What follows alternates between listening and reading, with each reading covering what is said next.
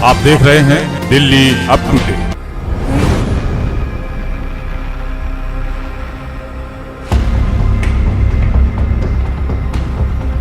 धमकी, गंदी गंदी गालियाँ गलौज करते थे हमारे साथ। बहुत बुरी तरह हमारा पसलियाँ तोड़ दी गई और सर में डंडे ही डंडे, पूरे में टाँके आ गए हैं और बहुत बुरी हालत है, चला नहीं जा रहा पूरी पसलियाँ। मम्मी को बाल खींच के नोच के मारा गया।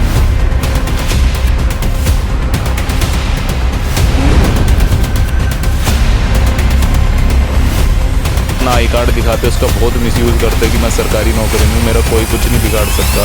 पुलिस वालों ने कोई बयान नहीं लिया मेरा।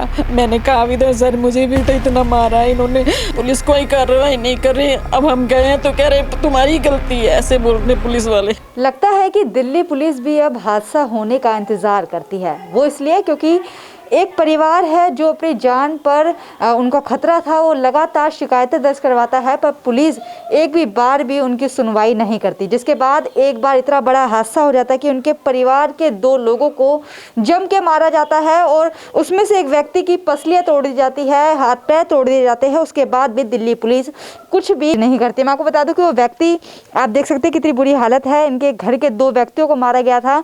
वो रोहिणी कोर्ट से वापस आ रहे थे और बुलाया जाता है और उनको बहुत बुरी तरीके से मार जाता है।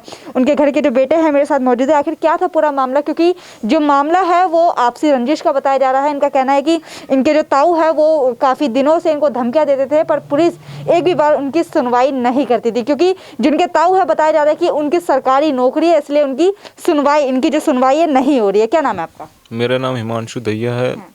हिमांशु, ये बताइए कि क्या था पूरा मामला, क्योंकि बता रहे कि जिन्होंने पिटाई करी है वो आपके ताऊ है, कोई रंजिश आपकी पुरानी चल रही थी जिसके कारण ये इतना बड़ा हादसा हुआ है? नहीं, हमारी कोई ऐसी पुरानी कोई रंजिश नहीं थी, बस वो बार बार आके हमें धमकियां दे रहे थे और उसके कारण बार बार हमने कई बार कंप्लेंट भी करी पुलिस थाने में, बट हमारी कोई सुनवाई नहीं हुई और बार बार हमें धमकी, गंदी गंदी गालियाँ गलौज करते थे हमारे साथ। कितनी बार आपने कंप्लेंट करी है पुलिस स्टेशन में? 5-6 बार करी होगी हमने पुलिस कंप्लेंट, पर कोई सुनवाई नहीं हुई हमारी। उस दिन ऐसा क्या होता, क्योंकि आप बता रहे थे आपकी मम्मी पापा रोहिणी कोर्ट से आ रहे थे और प्रॉपर्टी डीलर उनको बुलाते हैं, फिर क्या होता?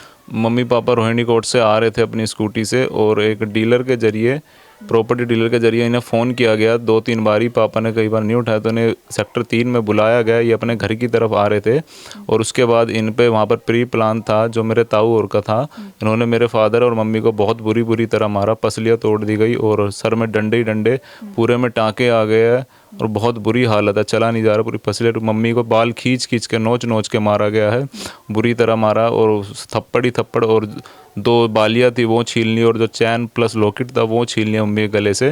तो आपने बताया कि आपके ताऊ सरकारी नौकरी है, तो इसलिए पुलिस भी कुछ नहीं करती है? हाँ जी, वो सरकारी नौकरी में है, पुलिस कोई कुछ नहीं करती। वो अपना आई कार्ड दिखाते उसका बहुत मिसयूज़ करते कि मैं सरकारी नौकरी में हूँ, मेरा कोई कुछ नहीं बिगाड़ सकता। हम इतने बड़े हादसे के बाद अभी तक पुलिस ने क्या क्या किया? मैम अभी तक कुछ भी नहीं करा मैम। जो अटेम्प्ट टू मर्डर के जो आईपीसी लगती थी वो बिल्कुल भी नहीं लगी, वो एकदम आज़ाद घूम रहे हैं। जो 5-6 व्यक्ति हैं उनको कुछ भी नहीं हुआ, बस छोटे कुछ हुआ ही नहीं, एक्शन ही नहीं हुआ, वो एकदम फ्री घूम रहे हैं और हमारे घर में बार बार हमें भी जान मान का खतरा है मैम। आपने बताया कि आप बीबीए लास्ट ईयर में है, छोटा भाई है घर में, कमाने वाले एक ही थे? कमाने वाले एक ही थे। मैं बीबीए लास्ट ईयर में हूँ, छोटा भाई है, मदर है।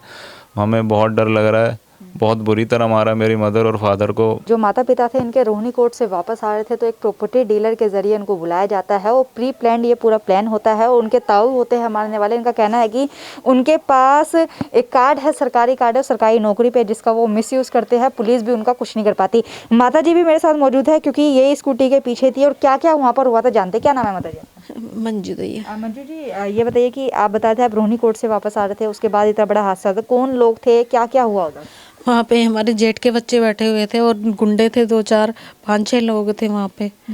अपनी उनकी गाड़ी भी उधर ही खड़ी हुई थी, गाड़ी में आए थे, अपनी गाड़ी में लेके आए थे उनको। फिर एकदम से हम लोग, वो डीलर का फ़ोन आया वहाँ से। कौन डीलर था जानते थे आप? राधे राधे। अच्छा। डीलर का फ़ोन आया तो मेरे हस्बैंड कहने लगे नहीं अब नहीं जाना, तो फिर 2-3 मिस कॉल आई। फिर ये मैंने कहा चलो देख लेते हैं क्या है। फिर हम लोग चले गए वहाँ पे। फिर थोड़ी सी तू मैं हुई, उसके बाद वो उन्होंने एकदम से अटैक कर दिया और मेरे हस्बैंड को बिल्कुल इतनी बुरी तरीके से मारा। कितने लोग थे वो? 5-6 लोग थे वो। डंडों से मारा, पसलियों में सब जगह, हाथ पैर तोड़ दिए, पसलियाँ तोड़ दी और दिमाग में सर में डंडे डंडे मारे उन्होंने बहुत।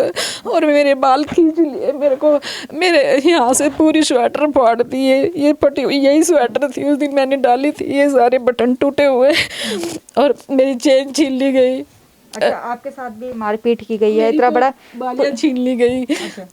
इस कान की अभी मैंने डाली नहीं है, यही बालियाँ थी। अच्छा, तो पुलिस वाले कुछ कर रहे हैं अभी तक? पुलिस वालों ने कोई बयान नहीं लिया मेरा। मैंने कहा भी तो सर मुझे भी तो इतना मारा है इन्होंने, बल्कि लोग वहाँ जो थे वो कह रहे थे लेडीज़ को मार रहे हैं, लेडीज़ को मार रहे हैं। सब लोग चिल्ला रहे थे बहुत ज़्यादा, क्योंकि मैं घबरा गई थी बहुत ज़्यादा, क्योंकि वो मेरे दोनों भाई मेरे गुथ गए थे। और फिर मैं इधर उधर भागने लगी। आप वीडियो देख सकते हैं, मैं इधर उधर भाग रही हूँ अपने आदमी को बचाने के लिए, लेकिन वो छोड़ ही नहीं रहे, डंडे डंडे सर पे मारे ही जा रहे।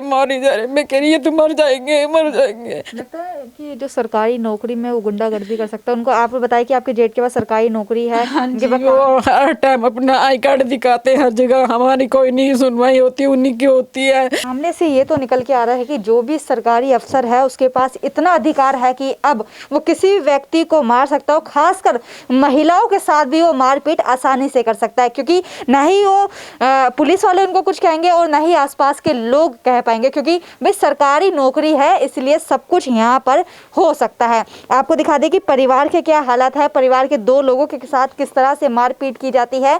और मैं आपको ये भी बता दूं कि जो व्यक्ति को जिस तरह से मारा गया, उनकी पसलियां तोड़ दी गई है, उनके हाथ पैर तोड़ दिए गए, साथ ही साथ सर में काफी टाके आए हैं। जिस लड़के से हमने आपको बात कराई, इनका ये कहना है कि पापा ही हमारे घर में कमाने वाले थे और इतना बुरा हाल कर दिया, जिसके बाद अभी भी दिल्ली पुलिस कोई कार्रवाई नहीं कर रही है। अब देखते हैं कि क्या असर पड़ता है और दिल्ली पुलिस कब कार्रवाई करती है और पीड़ित परिवार को कब इंसाफ मिलता है। ऐसी तमाम बड़ी खबरों के लिए जुड़े रहिए हमारे साथ, देखते रहिए Delhi up to date. Bureau report, Delhi up to date.